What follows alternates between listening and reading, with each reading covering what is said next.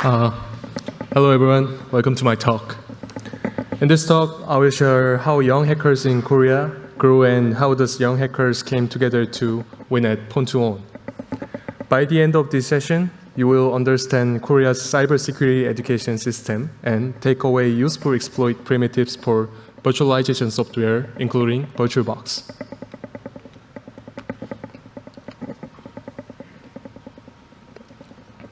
So this is our agenda for today. First, I will talk about Korea's cybersecurity education system and how rookie hackers came together with Pwn2Own as our target. Then I will present the VirtualBox vulnerability that my team found. Finally, I will explain how we exploited this vulnerability using its specific characteristics. Okay, before we start, let me introduce myself. I'm Han-seo Kim, and I'm currently a student at Aju University in Korea. Actually, I'm just a newbie who's been studying offensive security for 2 years. So I want to talk about how newbies like me, who just got started, came together and won at Pwn2Own. In Korea, many students get into offensive security as early as high school, driven by curiosity and admiration. There are specialized high schools where students study general subjects. They also learn computer science and work on research projects with their peers. These research activities, along with achievement in CTF competitions, play a major role in university admissions via special talent tracks. Because spots are limited, students face intense competition from early on. Whether they enter university through this difficult process or not, most young men in Korea serve in the military after reaching adulthood. Some apply to serve in specialized roles, such as CERT units or cybersecurity positions, but even those spots are extremely competitive. And even if they succeed, military service does not significantly advance their career as offensive security researchers. Instead, it often creates a gap in their professional development. Amid this intense competition and many constraints, students who dream of becoming offensive security researchers usually set a near-term goal for themselves. That goal is the government-supported training program called Best of the Best, or simply BOB. If you're not particularly familiar with Korea's cybersecurity, you've probably never heard of BOB. It's an education program run under the Ministry of Science and ICT, and it takes in a new class once a year. Even if students are not aiming specifically for offensive security, almost everyone studying cybersecurity in Korea hopes to get into this program.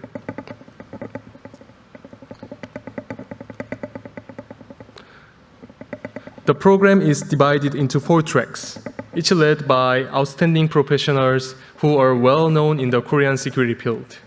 Students enter the program after overcoming nearly 10-to-1 competition. I was admitted as part of the 13th class, joining the vulnerability research track. The training is highly competitive, sometimes feeling more like a contest than a classroom.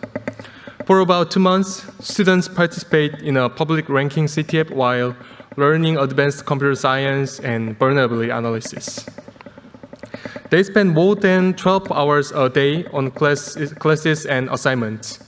The program keeps moving forward whether or not students fully understand or solve the tasks. Still, but the education environment is much better than our northern neighbor.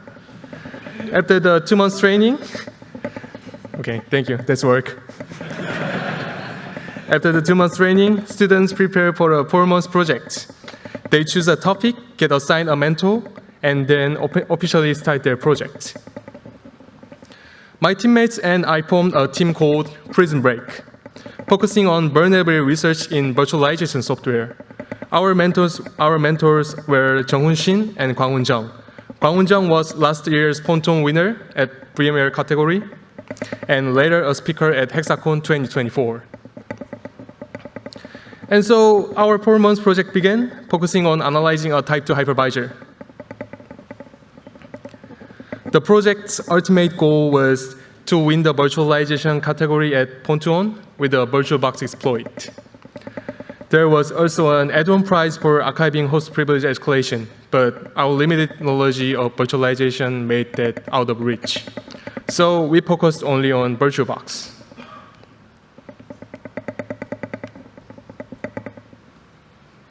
A type2 hypervisor runs on top of the host OS like an application, creating and managing virtual machine within that environment. In the virtual environment, a guest with high privileges can interact with device drivers, or indirectly trigger the hypervisor's handling logic through mechanisms such as MMIO.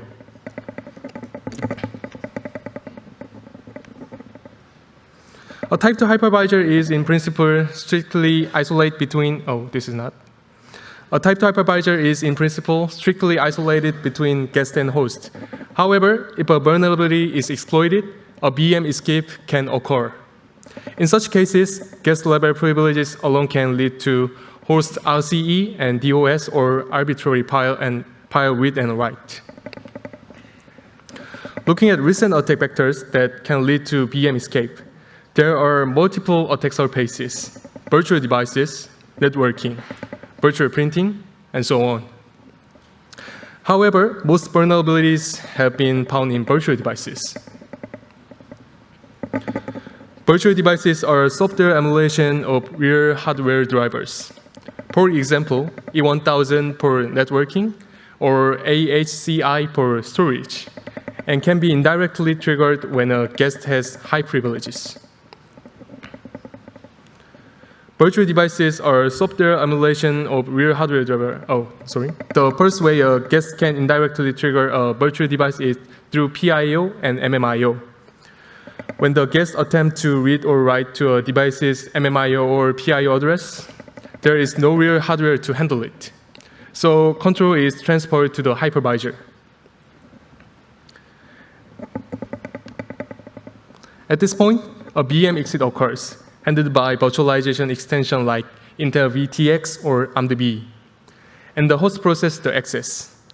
PIO is typically handled via an IO bitmap or VM exit, while MMIO is usually trapped using extended page table called EPT, or other second-level page table mechanism. The exact method can vary depending on the hypervisor implementation. After VirtualBox emulation code processes the request and return control to the guest, the guest behaves as if it exits real hardware. Second is Virtio. Virtio is a standard interface for efficiently emulating devices like network cards or block devices in virtual environment. The guest kernel driver prepares buffers and descriptors, then kick the device. That is, send a notification. This action leads to an MMIO access, which eventually gets trapped by the hypervisor. After that, the host backend reads the descriptors, process the work, write back to the results, and if needed, send the completion signal back to the guest.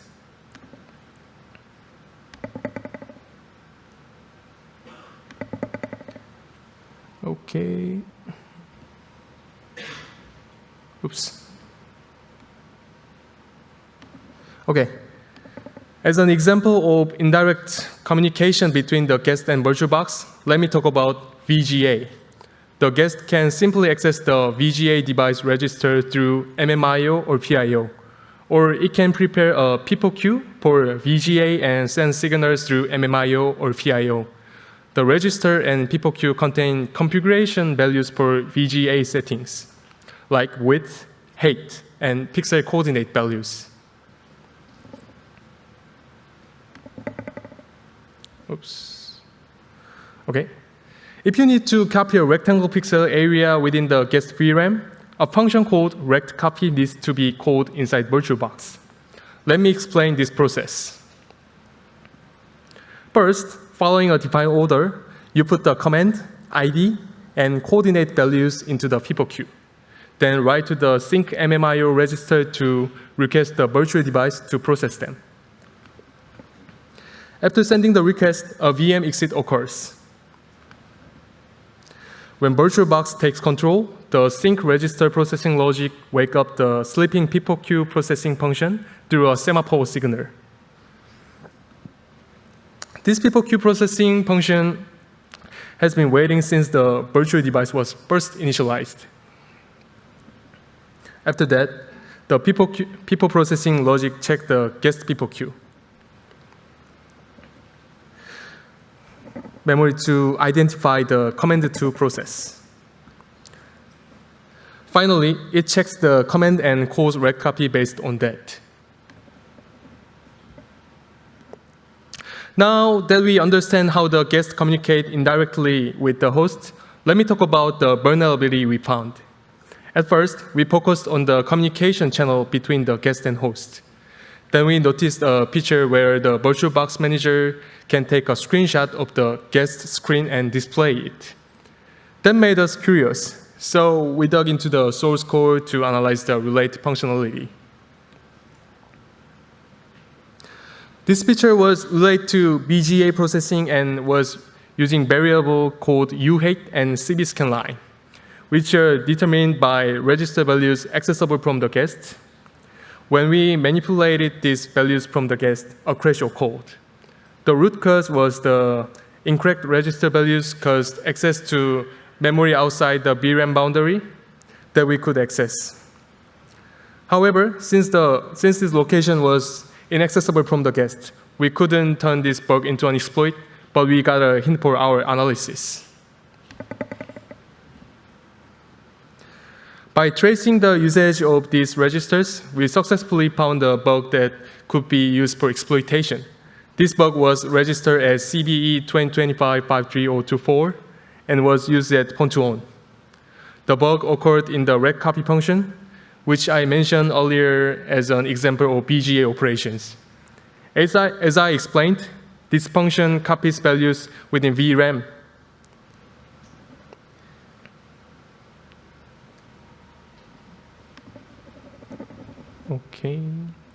Okay, first, if you look at the variable UMax offset, this variable calculates the largest offset to write or read.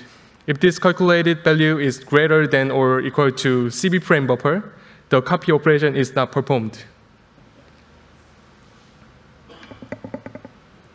Here, CB frame buffer equals the video memory size. The default value for video memory is set to 16 megabytes for Ubuntu and Red Hat guests. In other words, the copy is only performed when UMax offset is less than 1 million in hex.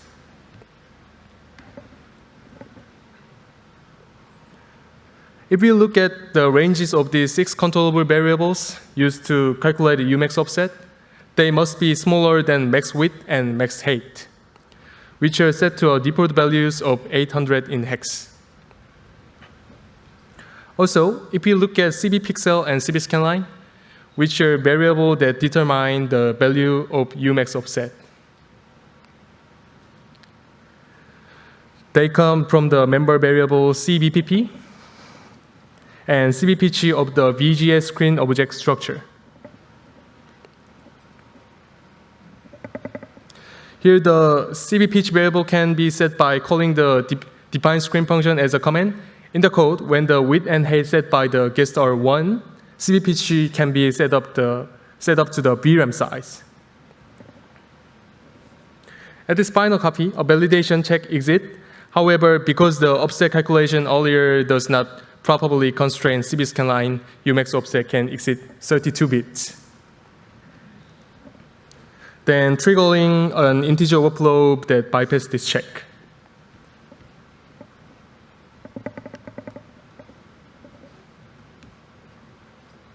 After increasing CB scanline and passing validation, we set source and destination. We set source and destination part apart. Since the guest can read-write VRAM, this is OB primitives.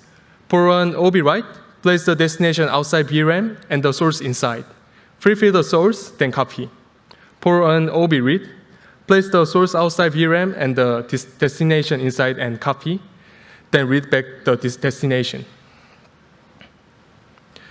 Using these OB primitives, we easily succeed in leaking the VRAM address and heap base. I will explain in detail how we use the OB write for exploitation in the exploitation section. For now, let me continue with another type of vulnerability we found. Let me briefly explain another vulnerability case we found. This is an out-of-bounds write vulnerability that occurs in the Virtio-net device. I'll explain why not mentioning the CVE in a moment. This vulnerability occurs in the GSO feature, which is used to efficiently segment large packets in the Virtio-net drivers, a network device.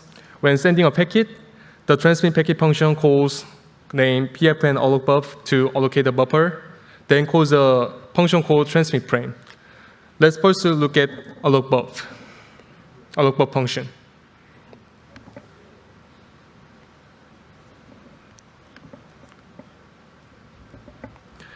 When VirtualBox is connected to a NAT interface, a function called DRB NAT network of allocbuff is called. This function performs an initial validation. It checks that the sum of the packet header length and segment size provided by the guest does not exceed the maximum allowed size of 4,000 in hex, which is defined as DRB NAT frame size.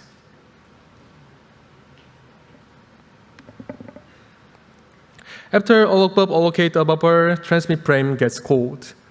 If the guest set U8 type to IPv4, CB header total is recalculated using a guest control checksum.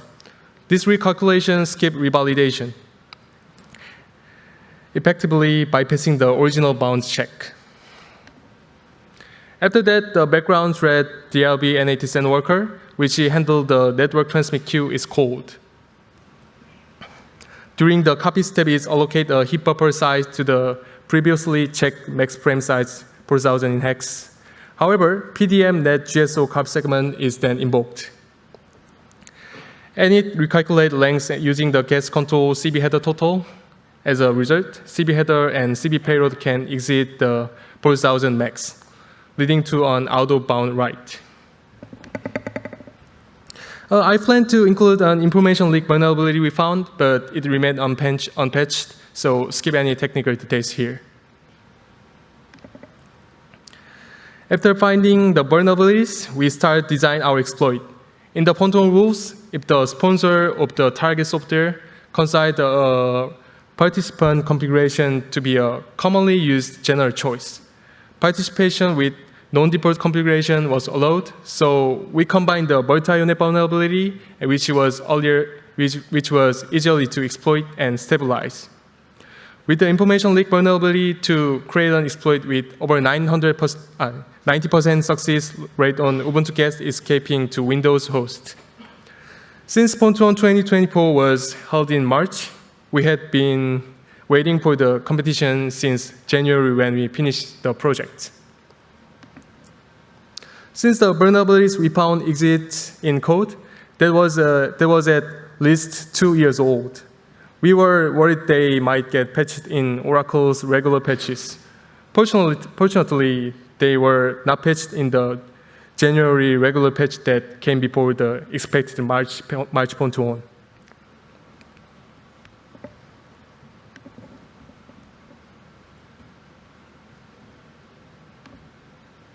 However, even though March was approaching, there was no announcement about the Pwn2Own schedule. As the end of February approached, the announcement finally came out. It announced that Pwn2Own 2025 will be held in Berlin in May alongside OpenSibCon. And there was one more Oracle regular patch schedule for April before May. In the April patch, our Virtio-net vulnerability was patched. Additionally, the guest OS for the virtualization category was Red Hat Linux, not Ubuntu as we had expected. So we had to redesign our exploit. Anyway, we had a powerful read and write vulnerability. We found a new exploit object on Red Hat Linux, complete the exploit, and archive over 90% reliability. Thank you. Okay, now let me explain how we use this vulnerability to complete our exploit. We had a powerful OB read and write vulnerability, but the first big problem was that the offset was too large. Since we could access location almost 4 GB away from the heap memory, we needed massive heap allocation. To find a structure that fits the characteristic of this vulnerability, we needed several conditions.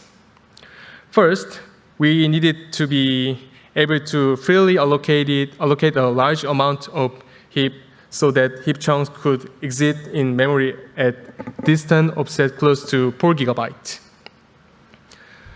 Also, we needed to be able to allocate chunks larger than 4,000 in hex to reduce heap randomness and avoid accessing Windows low fragmentation heap card pages. The optimal structure we found that meet this requirement is guest memory region called GMR.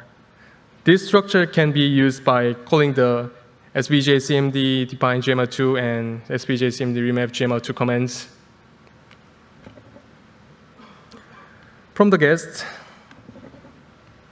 using GMR commands, we could create up to 2,000 in hex heap chunks of maximum size 100,000 in hex each, which was sufficient to allocate over 4 GB of heap. Also, the biggest advantage of GMR is that we can put arbitrary guest controllable values into GMR.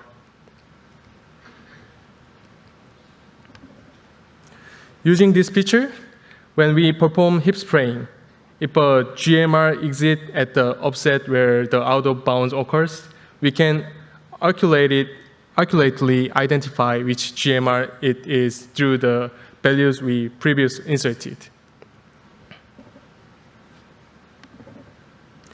After printing the identified GMR, we insert the USB device structure in its place to use the out of bounds. This structure is called URB. It can be created by generating a USB device from the guest. And this structure contains the base address of bboxdd.dll, heap base address, and VRAM address, and other addresses needed for exploitation. And URB not only contains important address, but it also structured as a linked list, enabling more efficient exploitation. The simplest AAW implementation using a linked list is unsafe unlink. Using OB-write to overwrite URB nodes to next-gen pre-pointers,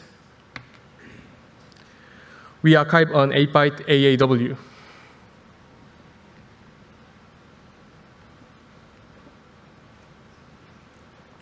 After completing the 8-byte AAW to archive AAW and AAR of more flexible size, we overwrote the address of apdev by ADDR used in the virtual USB root hub structure with the address of a packer structure we had prepared in a VRAM location accessible from the guest.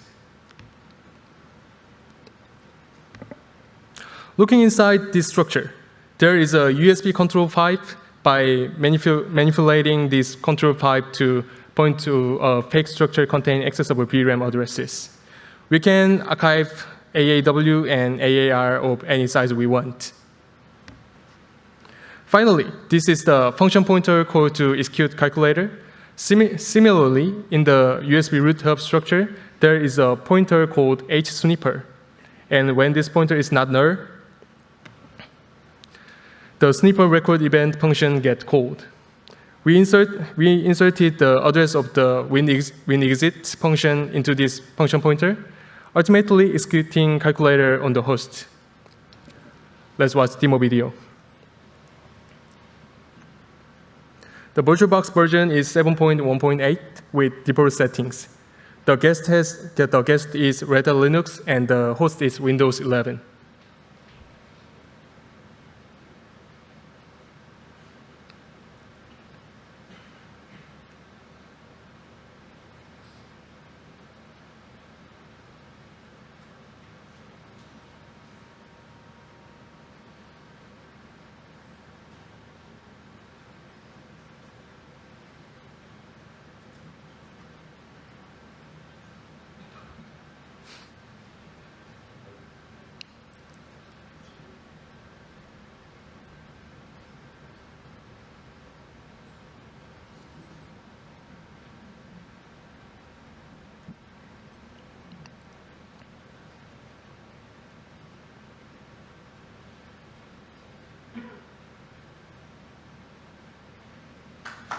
Thank you.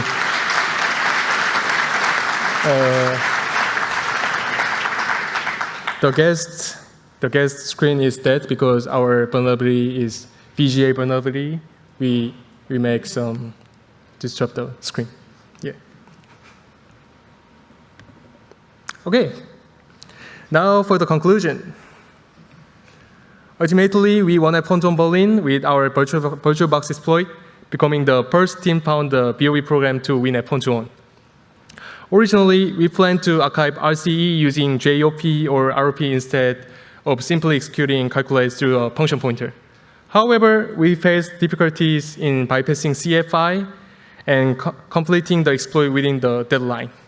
For more flexible arbitrary code execution, bypassing CFI is necessary. The vulnerability we found were mostly discovered in the thin outer layer of the code. It's just integer overflow. It seems that errors still frequently occur in the complex and diverse operation of virtualization software. When we first challenged a major software like VirtualBox, we had a lot of fear, but we were able to succeed because our seniors led us and gave us courage. I believe rookies can grow and through communities like these conferences and training programs, and this ultimately create a positive cycle within the community. Okay, thank you for listening for my presentation. If you have any question, you can contact to this email. Yeah, have a fun. Thank you.